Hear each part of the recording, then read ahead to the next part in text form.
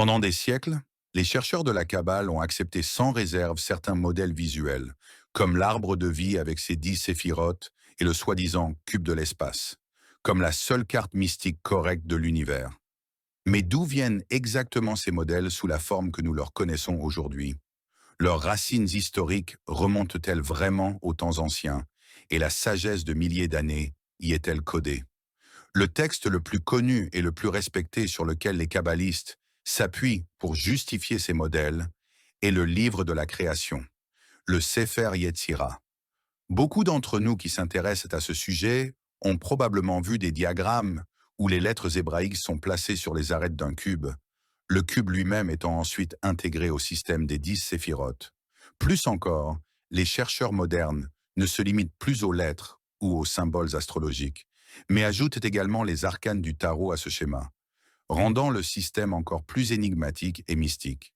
Cette approche est liée au texte du Sefer Yetzira, qui contient effectivement des descriptions similaires.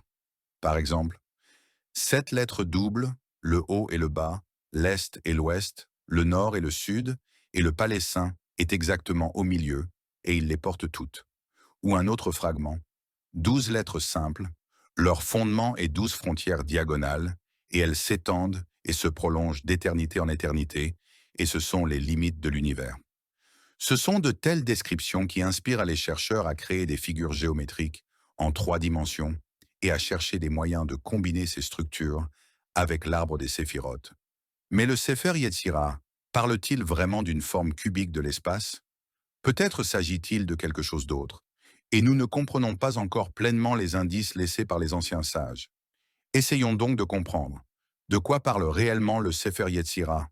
Et si ce texte décrit vraiment l'arbre de vie, à quoi ressemblerait-il si nous le prenions comme base? Et essayons de le recréer comme si nous étions des architectes commençant une construction en s'appuyant sur des calculs et des plans. Commençons par l'essentiel. Que dit exactement le texte sur les 10 séphirotes? À partir de la Mishnah 9, les séphirotes sont décrites ainsi. La première séphira est le souffle du Dieu vivant. Béni et plus que béni soit son nom, la vie des mondes, la voix et le souffle et la parole, et c'est le Saint-Souffle. La deuxième est le souffle du souffle. Il a gravé et taillé en lui les 22 lettres fondamentales, 3 lettres mères, 7 doubles et 12 simples, et un souffle en provient. La troisième est l'eau du souffle. Il a gravé et taillé en elle les 22 lettres du vide et du chaos, tohu vavohu, de la boue et de l'argile. La quatrième est le feu de l'eau. Il a gravé et taillé en lui le trône de gloire, les séraphins, les ophanim, les saintes Aïo et les anges serviteurs. Ensuite, dans la Mishnah 1.13, le texte sépare clairement les 4 séphirotes supérieures, décrites ci-dessus des 6 inférieures, où il est dit « Il a choisi 3 lettres simples, Yod, Vav, Hei, et les a établies dans son grand nom, scellant avec elles les 6 directions. La cinquième, il a scellé le haut, est monté et l'a scellé avec les lettres Yod Hei Vav. La sixième, il a scellé le bas, est descendu et l'a scellé avec Hei Yod Vav. La septième, il a scellé l'est, s'est tourné vers l'avant et l'a scellé avec Vav Yod Hei. La huitième, il a scellé l'ouest, s'est tourné vers l'arrière et l'a scellé avec Vav Hei Yod. La neuvième, il a scellé le sud, s'est tourné vers la droite et l'a scellé avec Yod Vav Hei. La dixième, il a scellé le nord, s'est tourné vers la gauche et l'a scellé avec Hei Vav Yod. Enfin, dans la Mishnah 1.14, le texte résume la liste des 10 séphirotes. Voici les 10 séphirotes de rien. Le souffle du Dieu vivant, le souffle du souffle, l'eau du souffle, le feu de l'eau, le haut et le bas, l'est et l'ouest, le nord et le sud.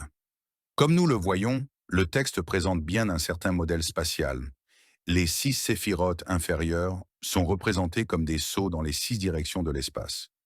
Les 7 lettres doubles sont liées au haut, au bas, à l'est, à l'ouest, au nord et au sud. Et les 12 lettres simples sont les frontières diagonales qui ont également leur place dans ce système. Mais comment pouvons-nous déterminer l'emplacement exact des séphirotes si le texte ne mentionne pas de noms spécifiques tels que Keter, Hokma, Bina, etc. Il faut noter que la plupart des érudits de la Kabbale s'accordent à dire que les 3 premières séphirotes, décrites dans le texte comme le souffle du Dieu vivant, le souffle du souffle et l'eau du souffle, correspondent à Keter, Okma et Bina.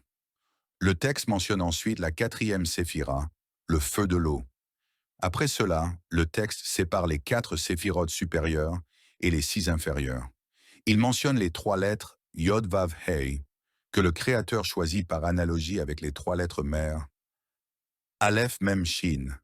Puis, les 6 séphirotes inférieures sont décrites comme des sauts spatiaux liés aux 6 directions. Ainsi, nous avons 4 séphirotes supérieures et 6 inférieures. Les 4 premières sont décrites dans le texte par des Mishnahs séparés, tandis que les 6 suivantes sont présentées comme un système unique et cohérent. Comment devons-nous interpréter cela? Dans son ouvrage La géométrie de la Kabbale, Eldazar Stanislavski propose une approche non conventionnelle pour aider à déterminer quels éléments occupent quelle position. Au lieu de considérer les 10 séphirotes comme des éléments isolés, il suggère de les comprendre dans la structure des partsoufim. Il est connu que le partsouf de Zeir Anpin comprend 6 séphirotes sans Malkut. Malkut, à son tour, est un partsouf séparé appelé Nukfa. Dans le tétragramme Yod-Hei Vav-Hei, le partsouf Zeir Anpin correspond à la lettre Vav, qui symbolise les 6 directions de l'espace: haut, bas, est, ouest, nord et sud. On peut en conclure que les 6 séphirotes inférieures du Sefer Yetzira correspondent au partsouf de Zeir Anpin. Dans le même texte, il est indiqué que les 6 directions de l'espace correspondent aux 7 lettres doubles. 6 d'entre elles sont liées aux côtés spatiaux et une au centre. Les 12 lettres simples du Sefer Yetzira sont appelées frontières diagonales. Si l'on place les 7 lettres doubles sur 3 axes et que l'on relie ces axes par les 12 lettres simples, on obtient un octaèdre. Quels sont les avantages de l'octaèdre par rapport au cube, selon l'auteur? Contrairement au cube, l'octaèdre s'intègre facilement dans la structure de l'arbre des séphirotes. Si l'on place un octaèdre dans un cube, il nous révèle la structure de la Merkaba. Le système octaédrique de placement des lettres peut aider à la compréhension de la structure du cube de Métatron. Si l'on essaie de comprendre la dualité des lettres dans ce modèle spatial comme des manifestations de 2 forces polaires, alors les lettres avec un dagesh peuvent symboliser la force de la restriction et celles sans dagesh, la force de l'expansion. Dans un tel schéma, on peut placer symboliquement 2 sphères sur chaque axe, correspondant à chaque direction. Cela fait apparaître 13 sphères, comme 13 forces agissant dans notre réalité.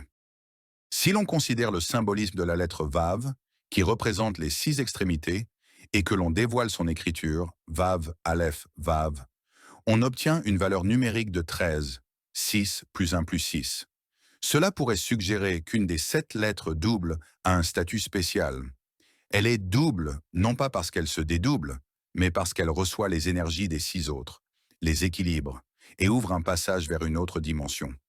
De plus, si l'on relie par des lignes les 6 lettres doubles avec dagesh et, séparément, celles sans dagesh, on obtient 2 octaèdres imbriqués l'un dans l'autre. Cela illustre clairement l'idée de la Mishnah 5.2, et elles s'étendent et se prolongent d'éternité en éternité, et ce sont les limites de l'univers. Une telle structure indique la nature fractale de l'existence.